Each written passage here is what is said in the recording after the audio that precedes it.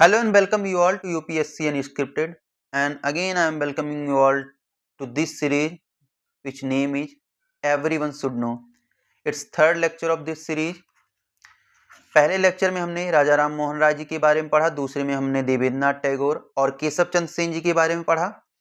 इस वीडियो में हम देखने जा रहे हैं कि ईश्वर चंद्र विद्यासागर ने throughout of his life कैसे socio religious reform Indian society में किए।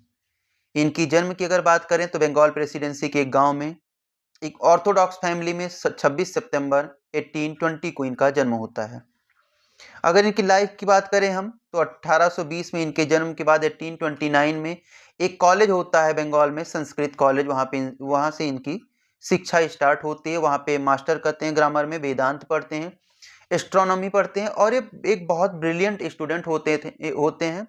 इसलिए इनको एक उपाधि दी जाती है, वेस्टोर the title of Vidyasagar. Vidyasagar का मतलब होता है, विद्या का मतलब होता है नॉलेज और सागर का मतलब होता है ओशन, तो ओशन ऑफ नॉलेज, क्योंकि इनकी एकेडमिक ब्रिलियंस बहुत अच्छी थी। ठीक, एक इंटेलिजेंट स्टूडेंट थे। इनका ग्रामर बहुत अच्छा था। इनकी ये समझ लो वेदांत और उपनिषद बाकी एस्ट्रोनॉमिकल सब्जेक्ट्स पे इनकी पकड़ बहुत अच्छी थी। तो इस चक्कर में इन्हें विद्यासागर की उपाधि देनी पड़ी। और ये एक होता है कि रिस्पेक्ट देना, तो बेसिकली आप ऐसा मान के चलो कि संस्कृत कॉलेज ने इन्हें रिस्पेक्ट दी। और इसी संस्कृत कॉलेज में 1851 में आगे आपको बताऊंगा, अभी बता दे रहा हूं एक बार कि 1851 में इस कॉलेज के प्रिंसिपल बन के आते हैं। और अल्टीमेटली क्या होता है, because of certain reasons, because of interference by Britishers in college curriculum, he had to resign sorry. So आगे बात करते हैं 1839 में, जब एक कॉलेज से निकल के आते हैं, पढ़ाई इनकी पूरी हो जाती है, तो इनको हायर कौन करता है। आपको पता होगा 2018-19 में एक क्वेश्चन आया हुआ था कि fort William college, I think it was repeated in itself in 2020 UPSC prelims exam. So आया था कि फोर्ट विलियम कॉलेज किसने बनाया था, किसने स्टेब्लिश किया था। ठीक, तो it was Lord Wellesley, it was in 1800। ठीक, क्यों किया गया था? क्योंकि जो सिविल सर्वेंट्स होते थे, जो लंदन से आते थे इंडिया में, उनको कम्युनिकेशन में दिक्कत होती थी। इंडियन सोसाइटी के साथ मर्ज कैसे करें, इनके साथ में एक ये समझ लो कि बातचीत कैसे शुरू होगी। उनको इंग्लिश आती थी, इंडिया में तो आपको पता ही है कितनी सारी लैंग्वेज हैं। तो बेसिकली क्या था कि कुछ लैंग्वेज जो उस टाइम पे प्रिवेल करती थी और आज भी प्रिवेल करती है, ये मान के चलो आप, जैसे उर्दू हो गई, हिंदी हो गई, बंगाली हो गई। तो कुछ ऐसी लैंग्वेज को यहाँ पे उनको ट्रेनिंग का सिंपल सा मतलब यही था, उनको सब कुछ आता था। वहां से उनको अपने रूल्स मालूम थे, रेगुलेशंस मालूम थे, जो एक्ट आया उसको पढ़ के आए हुए होते थे।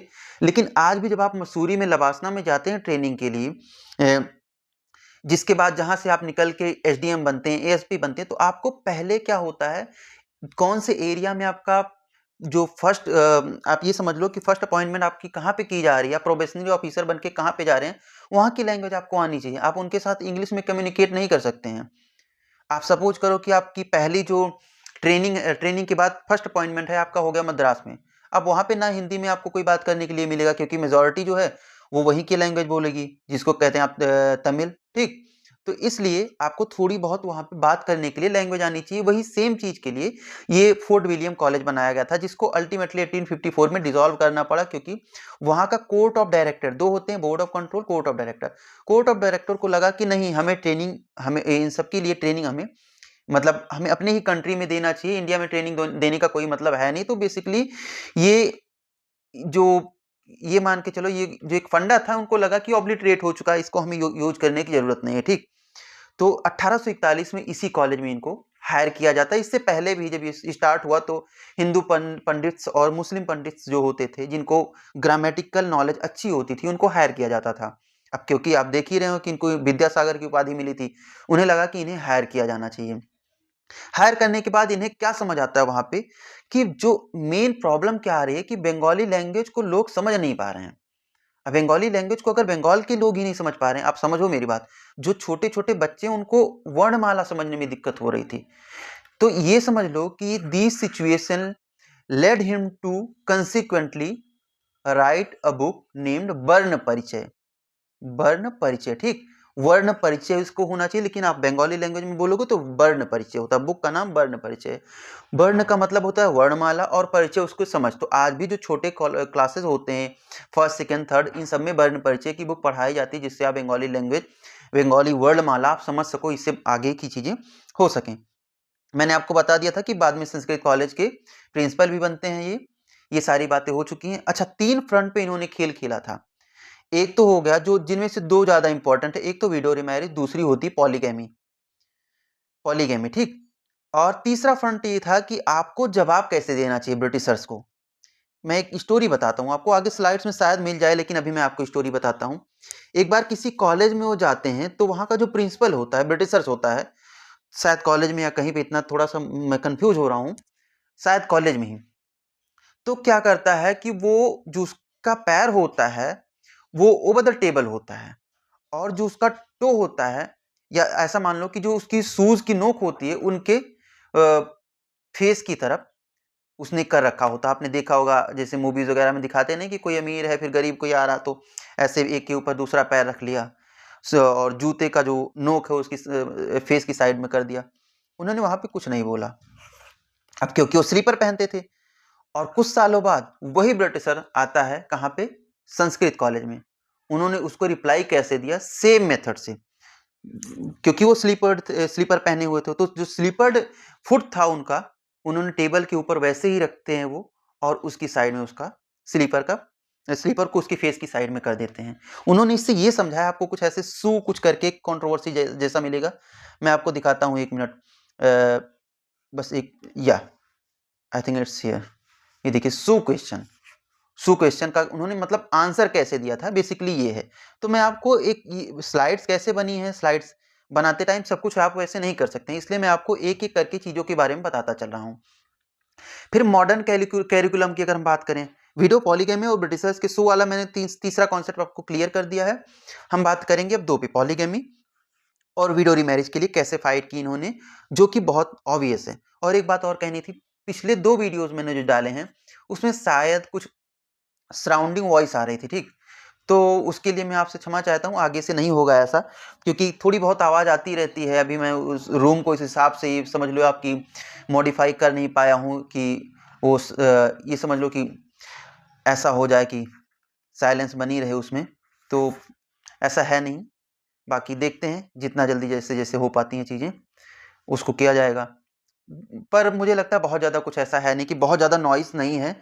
मैंने वीडियो को नॉइसलेस करके डाला था, नॉइस किया था उसमें, लेकिन फिर भी उतना क्लियर हुआ नहीं है वो। तो हाँ, आगे आते हैं कि मॉडर्न कैरिकुलम, हम वीडियो और उस पर बात करेंगे, लेकिन पहले ये देख लेते हैं मॉडर्न कैरिकुलम में उन्होंने कैसे अपना योगदान दिया। तो कंट्रीब्यूशन उनकी बात करते हैं कि मॉडर्न, उनको ये समझ आ गया था कि हमें क्या करना है, क्योंकि उनसे पहले बहुत सारे रिफॉर्मिस्ट हो चुके थे, तो उन्हें ये समझ आ गया था कि हमें अपनी कल्चर को नहीं छोड़ना है। संस्कृत स्कॉलर हैं, उनको आइसोलेट नहीं करना है। हमें क्या करना है, वेस्टर्न लॉजिक, केवल क्या, वेस्टर्न लॉजिक, वेस्टर्न फिलॉसफी को along side Indian traditional philosophy, जिससे क्या होगा कि आपको इंडिया के ट्रेडिशनल फिलॉसफी पता होगी, तभी इंडियन को समझा सकते हो आप। अभी आगे आपको बहुत अच्छी अच्छी बातें मिलेंगी। उनको ये बहुत अच्छे से पकड़ हो चुकी थी कि अगर वेस्टर्न लॉजिक हमें पढ़ना है, फिलॉसफी पढ़नी है, तो हमें ट्रेडिशनल इंडियन फिलॉसफी भी पढ़नी पड़ेगी। इससे क्या होगा, हम रेशनल होंगे और मॉडर्न और इंटेलेक्चुअल लोगों के सामने माने जाएंगे। जहाँ पे हमारा खुद का लॉजिक नहीं काम कर रहा, वहाँ पे हम वेस्टर्न फिलॉसफी का यूज करेंगे। जब हम अंग्रेजों के सामने हैं तो वेस्टर्न फिलॉसफी यूज करेंगे, जब इंडियन के सामने है तो इंडियन फिलॉसफी यूज करेंगे। ये सीधी सी बात थी, उसको इन्होंने किया। अब सोशल रिफॉर्म मूवमेंट में सबसे पहले विडो मैरिज की बात करते हैं, जो एक्ट 1857 में पास हुआ, जिसको ये समझ लो आपकी बनाया किसने था, डलहौजी ने, और कैनिंग ने इस पे फाइनली साइन की थी, क्योंकि वो 1856 में आ गया था और डलहौजी रिटायर हो गया था, ठीक।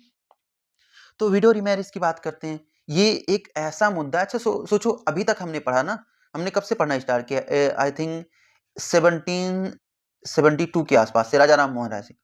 अभी तक तो विडो रिमैरिज का कॉन्सेप्ट नहीं आया। मैंने एक बार भी नहीं बोला विडो रिमैरिज के लिए किसी ने कुछ किया, शायद हो सकता है देवेंद्र नाथ टैगोर और केशव चंद्र सेन वाले में बोला हो। क्यों ये क्वेश्चन क्यों आया, थोड़ी देर सोच के आप बताओ। I think you got the answer. 1829 में एंटी सती एक्ट पास होता है, ठीक। अब एंटी सती एक्ट को पास करने के बाद इंप्लीमेंटेशन में प्रॉब्लम थी, बट इवेंचुअली क्या होता है, ऑर्थोडॉक्सियन जो होते हैं वो फेल कर जाते हैं, और सीधी सी बात है कि वो उनकी डिफीट होती है, और कंसिक्वेंटली क्या होता है कि implementation of anti Sati act और एंटी सती सिस्टम कोई नेशन वाइज इसको इम्प्लीमेंट किया जाता है। ठीक, अब क्या होता है कि सपोज करो कि पहले होता था कि हस्बैंड की डेथ हो गई तो उसके फ्यूनरल पायर में उसकी वाइफ को डाल दिया जाता था। अब विडो तो रही नहीं। अब क्या हो रहा है कि जो जिन हस्बैंड की डेथ हो रही है, तो व्हाट अबाउट द वीमेन और वुमेन और वीमेन ही लेफ्ट बिहाइंड। आप थोड़ी सी बात को समझने की कोशिश करो, मैंने दोनों वर्ड बोला, वुमेन एंड वीमेन। अभी ये भी मजा आएगा आगे पढ़ने में। एक एक होते थे ना जिनकी एज 50 ईयर्स है, उनकी 60 शादियां हो चुकी होती हैं, और रीमैरिज करने के लिए आपको कोई है मतलब रूल है नहीं, तो आप कैसे करोगे? तो एक हस्बैंड की डेथ हो रही है, 60 वाइफ्स उनके पीछे जा रही हैं, छूटी जा रही हैं। अब उनके बारे में क्या होगा? तो ये कॉन्सेप्ट आया विडो रीमैरिज का। अभी तक इसलिए ये हाईलाइटेड मुद्दा नहीं था। अब क्या होता है कि इन्होंने इसके लिए फाइट करना क्यों स्टार्ट किया? उन्होंने कहा कि इनको पहले तो आप एजुकेशन भी दो, और दूसरा जो चाइल्ड मैरिज है इसको बंद करो। चाइल्ड मैरिज का मतलब, अगर आप लोग पहले, क्योंकि मैं गांव से बिलोंग करता हूं तो मुझे पता है, जो छोटे कास्ट होते थे, अपर कास्ट का तो मुझे इतना आइडिया नहीं है, छोटे कास्ट जो होते थे उनमें क्या होता था कि लड़की लड़का 5-6 साल के हुए तो उनकी मंगनी वगैरह कुछ ऐसा होता था कि मतलब शादी, वो इक्विवेलेंट टू शादी होती थी। ठीक, अब उसमें उसके बाद क्या होता था, जब दोनों बड़े हो गए, 14-15 साल के हो गए, तो कुछ और आता था, फिर लड़के वाले आते थे, फिर लड़की की दोबारा से फिर शादी नहीं होती थी, जो कुछ थोड़ा बहुत होना होता था, उसके बाद वो लड़की को लेके जाते थे। मतलब शादी कब हो गई? 5-6 साल की एज में। अब अगर इन बिटवीन उसके हस्बैंड की डेथ हो जाती है, देन व्हाट अबाउट हर? अब उसको ऐसे ट्रीट किया जाता था कि पहले तो तुम्हारी किस्मत की ही गलती, तुम्हारे फेट की ही गलती है, और अब आपकी दूसरी शादी हो नहीं सकती। ना उस बच्ची ने एजुकेशन, उसको एजुकेशन कहीं से मिला, ना उसको मतलब कोई लाइफ पार्टनर मिला, अब उसकी लाइफ पूरी बर्बाद। जो आप हमेशा कहते रहते हो ना कि हमारी सोसाइटी, सब कुछ अच्छा नहीं था, बहुत कुछ चेंज हुआ है। ठीक, तो विडो मैरिज का कॉन्सेप्ट यहाँ से आता है। उनको ये समझ आया कि अब इनके बारे में कौन क्या करेगा, इसलिए उन्होंने विडो मैरिज के लिए फाइट किया। उन्होंने विडोज के लिए 35 एजुकेशनल कॉलेज बनाए। 1849 में वो जेईडी बेथ्यून से मिले। क्यों मिले? क्योंकि उनको ये समझ आया कि जिस संस्कृत कॉलेज में वो पढ़ा रहे हैं, जिसमें उन्होंने जो नॉन पंडित्स हैं या नॉन कायस्थाज हैं, उनको भी एंट्री दे रखी अपने टाइम पे कि हाँ आप भी आके संस्कृत पढ़ सकते हो यहाँ पे। उनको यहाँ पे इतनी छूट नहीं, इतनी लिबरेशन नहीं है कि वो ये जाके कह सके कि विमेंस भी यहाँ पे आके पढ़ाई कर सकती हैं। तो क्योंकि संस्कृत कॉलेज में विमेंस को एंट्री दे नहीं सकते थे, तो जेईडी बेथ्यून से मिले, जिसको आप कहते हो बेथ्यून कॉलेज, 1849 में। अब ये था विमेंस के लिए, और उसके बाद इन्होंने 35 और कॉलेज बनाए पूरे ऑल ओवर बंगाल विमेंस के लिए। ठीक, तो जो भी विमेंस हैं आप इन पे फोकस करो कि इन्होंने आपके लिए क्या किया है। ठीक, अब देखते हैं विडो मैरिज के लिए क्या क्या करना होता है इनको, इस एक्ट को पास करवाने के लिए। धर्म सभा का नाम मैंने राजा राम मोहन राय के टाइम पे बताया था। धर्म सभा इस टाइम पे हेडेड है बाई राधाकांत देव। मैंने देवेंद्रनाथ टैगोर वाले वीडियो में शायद बताया था। तो राधाकांत देव क्या कहते हैं, या बाकी ऑर्थोडॉक्सियन क्या कहते हैं, और जो ये पॉलीगैमी के अगेंस्ट में, अभी पॉलीगैमी को फिलहाल छोड़ ही देते हैं, सिर्फ विडो मैरिज की बात करते हैं। तो जो अपर कास्ट थी, लोअर कास्ट के बारे में ये छोड़ दीजिए, क्योंकि लोअर कास्ट की वीमेन जो थी इम्पावर थी। शास्त्र कौन फॉलो करता था? केवल अपर कास्ट। ठीक, पंडित और क्षत्रिय, थोड़ा बहुत पढ़ने लिखने की आज्ञा थी किनको? जो वैश्य होते थे। ठीक, इन्हीं को पढ़ने लिखने की थोड़ी बहुत आज्ञा थी। तो ये मान के चलो आप कि ये डिस्क्रिमिनेशन कहाँ पे होगा? जो लोअर है वो तो ऑलरेडी डाउन टूडन सोसाइटी है, उनको शास्त्र से कोई मतलब है नहीं, क्योंकि उनको पढ़ने दिया नहीं जा रहा है। तो उनके यहाँ पे वही रूल जो खुद का चला रहे हैं, बाकी सप्रेशन वाला काम तो अपर सोसाइटी कर ही देती थी। तो ये किसकी मतलब, ये किसके बारे में बात किया जा रहा है? जो अपर क्लास की विमेन्स हैं, इनके बारे में बात किया जा रहा है, इनको कैसे ट्रीट किया जाता था। तो जो अपर क्लास है, प्लस में जो ऑर्थोडॉक्सियंस हैं, जो ऑर्थोडॉक्सियन पंडित्स हैं, अब ये सब इनको फिजिकली और वर्बली अटैक करने लगे विडो मैरिज का जो एक्ट पास कराने, क्योंकि विडो मैरिज के लिए फाइट कर रहे थे, तो उसके अगेंस्ट में बाकियों ने इन पे अटैक करना स्टार्ट किया। अब इनको इस एक्ट को पास कराने के लिए क्या करना पड़ता है? पूरी सोसाइटी में घूमते हैं, एक पत्र लेके कहते हैं इसको साइन करो कि ऐसा गलत हो रहा है, मैं डेटा देता हूं। सबने कहा चलो ठीक है, थोड़े से आगे बढ़ते हैं, यहाँ पे कुछ ऐसा होगा। हाँ, तो उसमें क्या होता है, एक और, हाँ, 987 लोग इनकी वाले पे साइन करते हैं, इनके पत्र पे। यही काम राधाकांत देव करते हैं, तो 30,000 लोग साइन करते हैं। अब पिटीशन जाता है कहाँ पे? गवर्नमेंट के पास। गवर्नमेंट के सामने दोनों ऑर्थोडॉक्सियन और ये भी खड़े अकेले। अब गवर्नमेंट ने कहा कि हाँ, दोनों लोग सुनाइए अपनी अपनी बात। तो इनको ये समझ आ गया था कि ऑर्थोडॉक्सियन भी नहीं मानेंगे और गवर्नमेंट भी नहीं मानेगी कि ये वेस्टर्न कल्चर से अगर कुछ मतलब अपने जो ये मान के चलो अपना जो थॉट है, अपना जो सेइंग है, उसको अगर ये बोल्स्टर करते हैं कौन से वेस्टर्न फिलॉसफी को एज अ एविडेंस, मतलब अगर अपने थॉट को ये सपोर्ट कर रहे हैं वेस्टर्न एविडेंस को देके, तो दोनों नहीं मानेंगे। इनको क्या समझ आया कि अब हमें पढ़ना पड़ेगा, और पढ़ते पढ़ते कई रातों तक इन्होंने पढ़ा तो इनको पराशर संहिता मिली। पराशर संहिता मिली तो उसमें एक श्लोक लिखा हुआ था, नस्ते मृते प्रवार्जिते, जिसका मतलब होता है if husband is missing, died और रिटायर्ड, तो वुमेन क्या है, कैन टेक अनदर हस्बैंड। ठीक, ये लोगों को बताते हैं, बेसिकली किसको, गवर्नमेंट को बताते हैं, और गवर्नमेंट मान जाती है कि अगर आपकी स्क्रिप्चर में लिखा है, और ये आपका स्क्रिप्चर है किसी और का नहीं। थोड़ा सा वीडियो बड़ा हो रहा है लेकिन मैं चाहता हूं कि मैं इसको ढंग से पढ़ाऊं। तो इन्होंने कहा कि गवर्नमेंट ने कहा आपका स्क्रिप्चर कह रहा है, हमारी फिलॉसफी नहीं कह रही है, तो अगर आपका स्क्रिप्चर कह रहा है तो हम इसको मानेंगे। और फाइनली एक्ट पास हो जाता है 1856 में। इम्प्लीमेंटेशन में प्रॉब्लम होती है क्योंकि 1857 का रिवॉल्ट आपको पता है मई में स्टार्ट हो जाता है, 10 मई से। ठीक, तो इसलिए अब ये मत कहना कि इम्प्लीमेंट कैसे हुआ क्या नहीं हुआ, क्योंकि इम्प्लीमेंटेशन में प्रॉब्लम थी।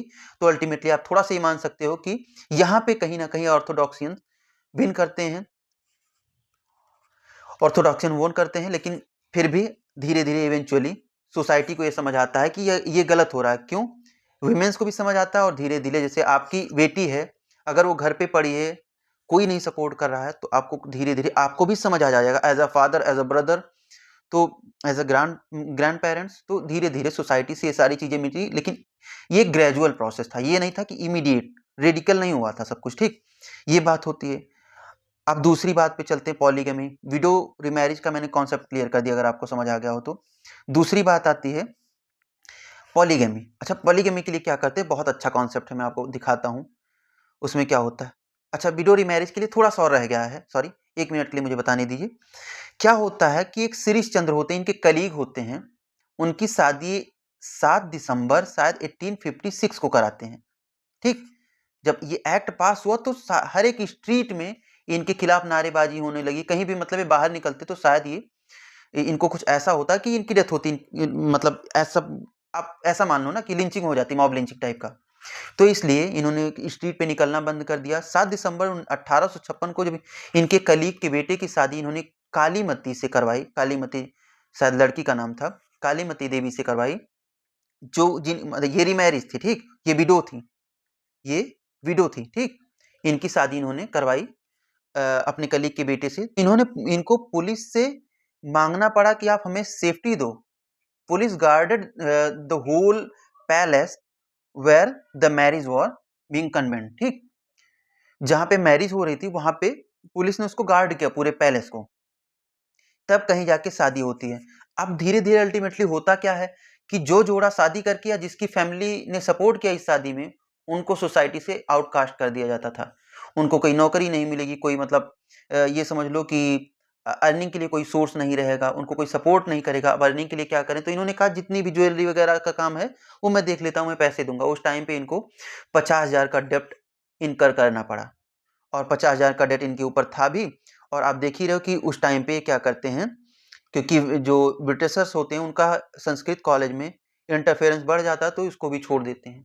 अब इनकी अर्निंग के लिए कोई सोर्स था नहीं, तो उन्होंने कहा कि मैं अपने बॉडी का एक एक कतरा बेच दूंगा, लेकिन मैं विडो रिमैरिज को आगे प्रोसेस होते देखना चाहता हूँ, प्रोग्रेसिव सोसाइटी को बनते देखना चाहता हूँ, मुझे कुछ भी झेलना पड़ जाए। ठीक, अल्टीमेट उनका एम ये था। तो आप देखो कैसे कैसे एक्ट पास होता है। अगले आगे पे चलते हैं पॉलीगैमी के लिए। ठीक, बेथ्यून कॉलेज के लिए थोड़ा बहुत मैंने आपको बता दिया, देख लेना, कुछ मैंने प्रिंसिपल डाल दिए कौन कौन थे बेथ्यून कॉलेज के। आगे देखते हैं अगला, पॉलीगैमी को कैसे खत्म किया इन्होंने।